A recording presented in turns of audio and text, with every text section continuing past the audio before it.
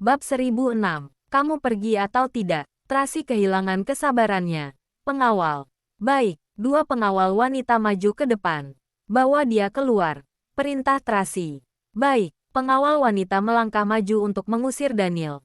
Tapi tatapan tajam Daniel membuat mereka terpana. Lalu mereka berbalik melihat Tracy. Kenapa diam saja? Tracy marah. Usir. Ini. Pengawal tahu identitas Daniel dan hubungannya dengan Tracy. Jadi mereka tidak berani padanya. Tapi mereka juga tidak berani melanggar perintah Tracy. Mereka merasa sangat bingung. Sampah. Tracy mengarahkan pistolnya ke Daniel. Enyahlah. Lihatlah amarahmu yang meledak-ledak. Kamu seperti ini hanya akan menakuti anak-anak. Begitu Daniel selesai berbicara. Terdengar teriakan ketakutan Carla. Benar saja. Amanda mendorong kursi roda Carla keluar dari ruang medis dan mereka berdua kebetulan melihat adegan ini. Amanda tercengang dan Carla menangis di tempat. Carla, Tracy buru-buru menyingkirkan pistolnya dan menghampirinya. Carla, jangan takut. Mami dan Papi sedang bermain-main. Mami, jangan bunuh Papi. Carla gemetar ketakutan sambil berteriak. Papi mencintai kita. Jangan bunuh dia. Tidak, tidak. Mami tidak membunuhnya. Tracy panik. Mami benar-benar hanya sedang bermain-main dengannya. Setelah dia mengatakannya, dia menoleh dan menatap Daniel. Lia, kan? Iya, Daniel segera mendekat untuk membujuk Carla. Carla, jangan takut. Papi dan Mami sedang main. Papi, Carla mengulurkan tangannya ke arah Daniel. Daniel menggendongnya, menepuk punggungnya dengan lembut dan menenangkannya dengan lembut. Ada Papi di sini. Jangan takut. Papi, jangan pergi. Carla memeluk leher Daniel dengan erat sambil menangis dan gemetar. Aku takut.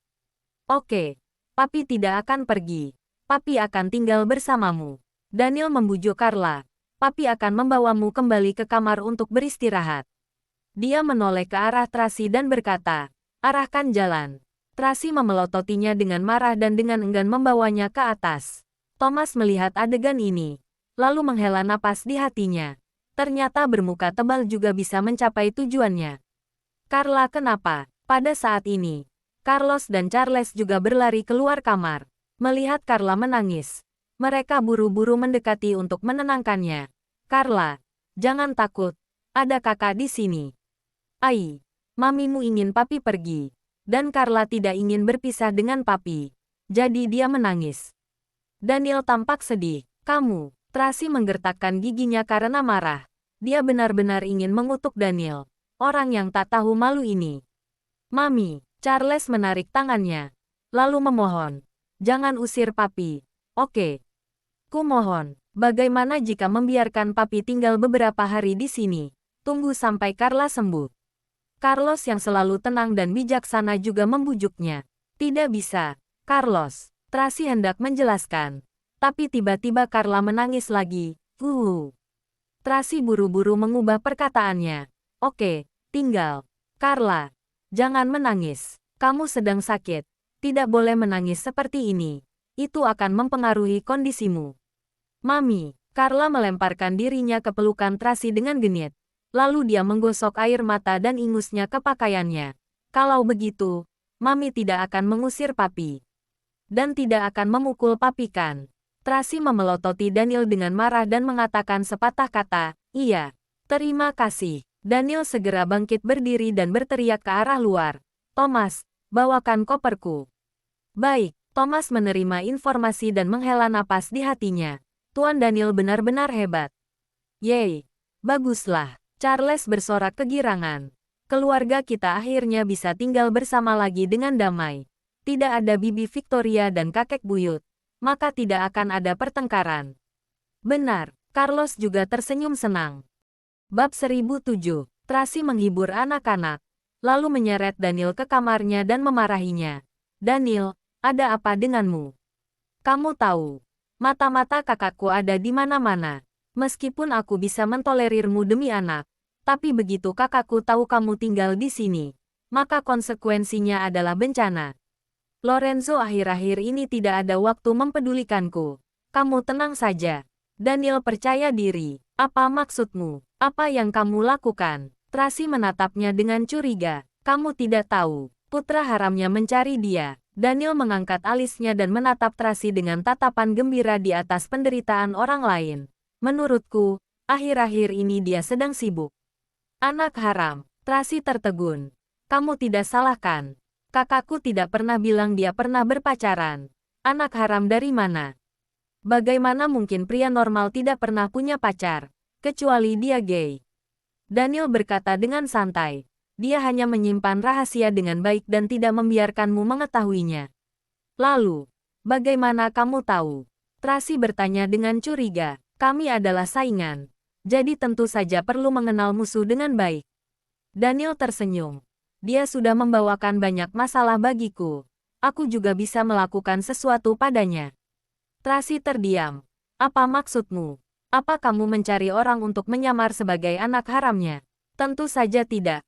Aku hanya bertindak sesuai keadaan yang sebenarnya. Daniel mengangkat bahu. Oke, kamu tidak perlu mengkhawatirkan hal ini. Bahkan jika dia benar-benar tahu aku di sini, kamu bisa melemparkannya padaku. Biar dia langsung berhadapan denganku. Setelah mengatakannya, dia melihat kamar Tracy. Di sini bagus juga. Aku akan tinggal di kamar ini. Setelah mengatakannya, dia segera berbaring di ranjang. Jangan berbaring di sana. Tracy mengulurkan tangan untuk menariknya. Tapi dia malah berguling dan Daniel menekannya di bawahnya. Apa yang kamu lakukan? Lepaskan. Tracy berjuang melawannya dengan marah. Tapi ia tidak bisa mendorongnya. Jangan bergerak. Daniel menekan tangannya dan menatapnya dengan penuh kasih. Aku hanya ingin memelukmu. Matanya sedalam lautan dengan kelembutan yang tak terbatas. Untuk sesaat, Tracy menikmati kasih sayang yang mendalam. Tapi dia segera sadar dan membanting lututnya ke atas. Ah, Daniel meringkuk kesakitan. Sialan, kamu benar-benar melakukannya. Tracy sudah melakukannya dengan kasar lebih dari sekali. Terakhir kali di restoran Laut Biru. Tapi, Daniel tetap saja mengganggunya setiap saat. Ini rumahku. Tracy dengan marah mendorongnya menjauh. Aku Tracy Moore, bukan Tracy yang dulu, yang berada di bawah belas kasihan orang lain. Kamu menendangku seperti ini. Orgasme dalam sisa hidup akan hilang. Wajah Daniel memucat karena kesakitan. Tapi dia masih cemberut. Ada begitu banyak pria di dunia. Memangnya aku harus mencarimu?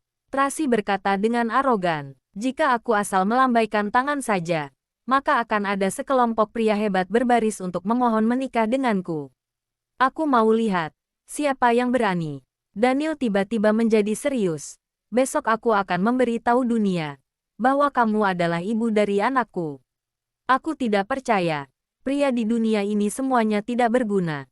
Tracy menatapnya dengan tatapan menghina. Apa kamu kira semua orang takut padamu? Kita lihat. Daniel mengangkat alisnya. Aku malas bicara omong kosong denganmu. Tracy berkata dengan dingin. Sekarang anak-anak sudah tidur. Cepat enyahlah. Bukankah kamu berjanji pada anak-anak untuk membiarkanku tinggal? Kamu membohongi anak-anak. Daniel menolak untuk pergi. Mereka akan menangis jika mereka bangun dan tidak melihatku. Dibujuk saja jika menangis. Tracy memotong ucapannya. Anak-anak harus belajar untuk tumbuh dewasa. Kenapa kamu sekejam ini? Daniel terdiam. Kenapa kamu tidak membiarkanku tinggal beberapa hari? Kamu pergi tidak? Tracy menghela napas dengan tidak sabar. Aku akan mengusirmu jika kamu tidak pergi. Bab 1008. Kamu. Tok tok tok. Daniel hendak berbicara ketika tiba-tiba terdengar suara ketukan dari pintu luar. Tracy menunjuk Daniel ke arah bawah, memberi isyarat padanya untuk merapikan pakaiannya. Lalu membuka pintu. Ada apa? Ada mobil yang diparkir di dekat sini. Diam-diam memantau kita. Naomi melaporkan dengan suara rendah. Aku sudah periksa. Seharusnya mereka adalah orangnya Tuan Besar. Tidak masuk akal. Tracy sangat marah. Apa yang ingin dilakukan orang tua yang sudah mati itu? Jangan memarahi orang. Daniel buru-buru menjelaskan. Aku bilang padanya bahwa aku akan tinggal di sini bersama anak-anak dan dia baru membiarkanku membawa mereka ke sini. Mungkin sekarang dia menyuruh orang untuk mengawasiku. Untuk memastikan apakah aku berbohong atau tidak. Bukan ingin mengawasi kalian. Cepat pergi dan bawa orang tua yang sudah mati itu bersamamu. Tracy berteriak dengan marah. Kalau tidak, aku akan bertindak kasar padamu. Daniel tidak buru-buru membantah, hanya memberi isyarat. Naomi diam-diam keluar dan menutup pintu. Apakah Lorenzo tidak mengajarimu untuk tenang dalam menghadapi masalah? Daniel tiba-tiba menjadi serius. Cacing kepanasan seperti ini. Bagaimana kamu bisa melakukan hal yang besar? Kamu malah mengajariku. Tracy memelototinya dengan tajam. Begitu melihatmu, membuatku langsung marah. Ini menunjukkan bahwa di hatimu ada aku. Daniel tersenyum. Kamu, jangan buru-buru marah. Daniel membuat gerakan gencatan senjata. Kamu pikirkanlah. Jika sekarang aku pergi, begitu anak-anak bangun, mereka pasti akan sedih. Kamu seorang ibu tidak bisa memegang janji. Itu akan meninggalkan kesan buruk pada mereka. Apalagi sekarang Carla sedang sakit parah. Kamu juga tahu saat dia mulai menangis. Hatinya tersayat dan sangat mempengaruhi kondisinya. Kamu benar-benar tahan. Kamu lihat betapa kurusnya dia. Akan sangat berbahaya jika terus seperti ini. Mendengar perkataan ini, Tracy terdiam. Tentu saja dia tidak tahan. Dia merasa sedih begitu melihat Carla. Kalau bisa, dia sangat berharap dia bisa menggantikan Carla menderita. Dia juga paham. Jika sekarang Daniel pergi, begitu anak-anak bangun, mereka pasti akan sedih. Carlos dan Charles tidak masalah. Dibujuk saja sudah cukup. Tapi saat Carla menangis, benar-benar akan mempengaruhi kondisinya. Namun, dia tidak ingin terjerat dengan Daniel lagi. Terlebih lagi, jika Lorenzo tahu, maka akan sangat merepotkan. Selain itu, Tuan Besar masih mengawasi di luar. Jika aku pergi sekarang, dia tahu bahwa aku berbohong padanya. Dia pasti akan mengutus orang untuk mengambil anak-anak. Dia berani. Tracy sangat marah ketika mendengar hal ini. Oke. Daniel buru-buru menekan amarahnya dan membujuk dengan sabar. Aku tahu kamu sangat hebat dan aku juga tahu kamu tidak takut padanya. Tapi pikirkanlah, setelah semua ini, siapa yang akan terluka? Bukankah anak-anak? Apa kamu masih ingat Christian, putra Stanley? Dia dengan mata kepalanya sendiri menyaksikan ayah kandungnya dan ibu tirinya menyiksa ibunya. Seberapa besar pukulan itu baginya? Seorang anak berumur 3 tahun, menikam orang dengan pisau. Apa kamu lupa? Tracy samar-samar mengingat peristiwa masa lalu itu. Gambaran yang jelas muncul di benaknya. Di pesta pernikahan, dia melihat dengan mata kepalanya sendiri. Christian bergegas ke atas panggung, membawa pisau untuk menikam Garcia. Kejadian itu sangat mengejutkannya. Pada saat itu, dia berpikir, dia tidak boleh membiarkan anaknya menjadi seperti ini. Dua keluarga saling bertengkar. Anak-anak terjebak di tengahnya dan menderita. Setiap kali berdebat dan bertengkar, akan membawa trauma psikologis yang sangat besar pada anak-anak. Terakhir kali, Carlos dan Charles melihatmu menodongkan pistol ke arahku.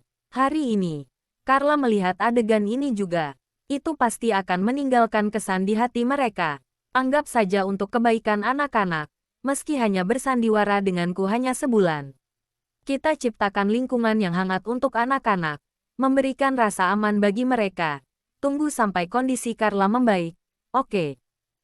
Bab 1009. Tracy sedikit terguncang. Tapi dia tetap mengerutkan kening sambil mengingatkan. Jika kakakku tahu, kamu akan mendapat masalah. Apa yang bisa dia lakukan padaku? Apa dia bisa membunuhku? Daniel tidak setuju. Jangan bilang dia sekarang sangat sibuk, sehingga dia tidak punya waktu untuk mempedulikanku. Bahkan jika dia benar-benar tahu aku ada di sini, mungkin dia hanya akan memarahimu dan memintamu untuk mengusirku. Tracy berpikir hal ini ada benarnya juga. Sekarang keluarga Moore dan Wallace sedang bertarung. Jika sesuatu terjadi pada kedua pemegang kekuasaan ini, polisi pasti akan menyelidiki pihak lain. Nanti, pihak lain mungkin tidak akan bisa begitu mudah untuk melarikan diri. Terlebih lagi, orang-orang yang berdiri di puncak dunia seperti ini, sama sekali tidak mungkin akan repot-repot untuk saling membunuh. Mereka lebih suka menaklukkan satu sama lain di dunia bisnis. Oleh karena itu, perang bisnis akan terjadi lagi dan lagi. Mereka tidak akan benar-benar saling membunuh. Oke, kita putuskan seperti ini saja. Daniel melihat Tracy berhasil dibujuk, lalu langsung berjalan ke kamar mandi. Aku mandi dulu. Nanti kusuruh Thomas membawakan koperku. Hei, Tracy melangkah maju dan memegang kerah belakangnya. Lalu menyeretnya kembali. Ini kamarku. Pergi ke kamar tamu. Kamarmu sebesar ini. Terlalu sepi tidur sendirian. Biarkan aku tidur bersamamu. Daniel tetap percaya diri dengan muka tebalnya. Akhir-akhir ini sedang musim guntur dan hujan. Jika ada guntur dan petir lagi, kamu akan takut. Sebelum selesai berbicara, dia sudah diusir oleh Tracy. Brooke, pintu ditutup. Daniel menggertakkan giginya karena marah. Tuan Daniel, ini kopernya. Terdengar suara Thomas dari belakang. Raut wajah Daniel segera berubah menjadi dingin. Ia menoleh dan berkata, taruh saja di kamar tamu. Baik, Thomas merasa ekspresi wajahnya tidak baik, tapi dia tidak berani bertanya. Lewat sini, Naomi tahu Tracy tidak mengusir Daniel pergi. Artinya dia mengizinkannya untuk tinggal. Jadi dia membawanya ke kamar tamu satu lantai di atas kamar Tracy. Tuan Daniel, Anda dan bawahan Anda tinggal di sini saja. Kenapa tidak di lantai 2? Daniel bertanya dengan tidak senang. Di lantai 2 ada kamar Tuan, Nona Tracy dan ketiga anaknya. Tentu saja ada ruang kerja dan beberapa ruang fungsional. Kamarku, Paula, dan kamar tamu lainnya semuanya ada di lantai 3. Kamar Nona Tracy tepat di bawah kamar Anda. Naomi menjelaskan. Baiklah, atur saja. Daniel berjalan ke arah jendela untuk memeriksa situasi di luar. Berada tepat di atas kamar Tracy juga bagus. Lebih mudah menciptakan peluang untuk mendekati Tracy. Yang lainnya tinggal di kamar sebelah saja. Naomi berkata kepada Thomas dengan sopan. Kami diperintahkan oleh Nona Tracy untuk tidak mengundang terlalu banyak orang. Aku hanya akan tinggal dengan 2 pengawal dan yang lainnya akan kuminta untuk pergi. Thomas sangat kooperatif. Baguslah. Naomi mengangguk dengan dingin. Jika nanti ada yang dibutuhkan, bisa langsung mencariku. Oke, terima kasih. Naomi berbalik dan pergi. Thomas menggantung pakaian Daniel, lalu keluar. Daniel membuka pintu kaca dan berjalan ke balkon untuk melihat ke bawah. Lampu di ruang bawah masih menyala. Tirai sedikit berkibar dan bisa dilihat pintu geser tidak ditutup. Kebiasaan Tracy sama sekali tidak berubah. Dia tidak suka menyalakan AC. Dia suka angin alami. Jadi dia selalu tidur dalam keadaan jendela terbuka. Jika dia menyelinap masuk, dia mungkin tidak akan tahu. Berhenti. Daniel segera mengendalikan dirinya untuk tidak berpikir sembarangan. Wanita itu baru saja berhasil dibujuk agar membiarkannya tinggal. Ia tidak boleh memprovokasinya lagi. Akan sangat merepotkan jika dia diusir. Saat memikirkan hal ini, Daniel menutup jendela, lalu berbalik, dan pergi ke kamar mandi.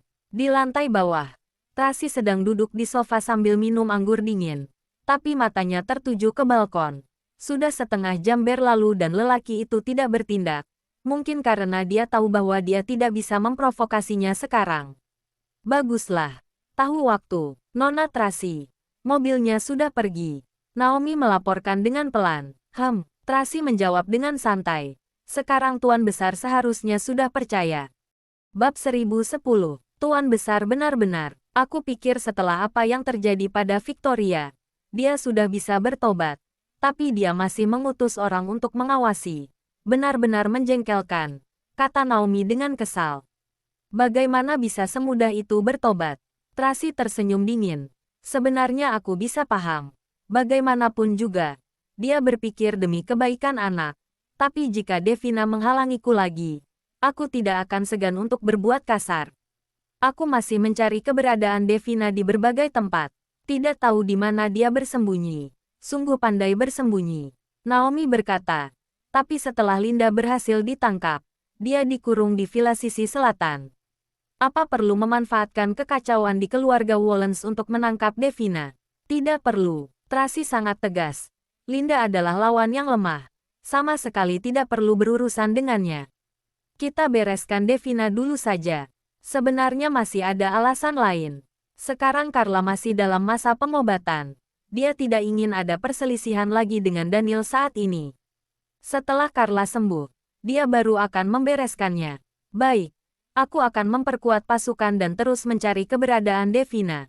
Naomi berkata dengan hormat. Petugas rumah sakit sudah siap. Aku urus dulu. Tracy mengangguk. Lalu bangkit berdiri dan pergi bersamanya. Aku akan menemui Paula. Sudah selarut ini. Anda istirahat saja. Naomi berkata. Tabib Hansen sudah memeriksa Paula dan membuatkan resep. Aku yakin dia akan segera sembuh. Aku harus melihatnya secara langsung baru merasa tenang. Tracy merasa sangat bersalah ketika dia memikirkan insiden Paula tertembak demi menyelamatkannya. Bibi Juni mati karena aku. Aku tidak ingin siapapun terluka lagi karena aku. Naomi sangat tersentuh. Sebenarnya banyak orang kelas atas tidak peduli dengan nyawa bawahan dan pelayan mereka. Tapi Tracy menganggap mereka sebagai keluarga. Tracy datang ke kamar Paula dan hendak mendorong pintu untuk masuk. Tapi dia samar-samar mendengar Paula berbicara di telepon. Pasti sedang berbicara dengan Hartono. Tracy menarik tangannya kembali. Sudahlah. Jangan ganggu dia. Gadis ini otaknya hanya ada cinta. Naomi bercanda. Baguslah. Tracy tersenyum sedikit. Kalian tidak hidup untukku. Harus hidup untuk diri sendiri. Tracy kembali ke kamarnya. Lalu mandi, mengeringkan rambutnya dan berbaring di ranjang untuk beristirahat. Di lantai atas sangat sunyi dan sama sekali tidak ada pergerakan. Tracy terkejut. Karena pria itu tidak bertingkah seperti iblis. Mungkin terlalu lelah. Tracy memeluk bantal. Lalu tertidur. Di lantai atas. Daniel tidak bisa tidur. Dia dengan susah payah akhirnya bisa lebih dekat dengannya. Tapi dia malah tidak bisa mendekatinya. Entah apa yang dia lakukan sekarang. Apakah dia juga sedang berguling-guling tidak bisa tidur seperti dirinya? Memikirkan hal ini, Daniel bangkit berdiri. Lalu berjalan ke balkon. Diam-diam melihat ke bawah. Lampu sudah dimatikan dan hanya ada cahaya redup terpancar melalui tirai. Mungkin lampu dinding menyala. Wanita tidak berhati nurani itu masih bisa tidur. Daniel diam-diam mengutuk di dalam hatinya. Lalu kembali ke kamarnya dengan marah. Villa bergaya oriental. Tuan besar belum tidur. Karena sedang menunggu kabar dari villa sisi utara. Andi sudah menelepon untuk melapor.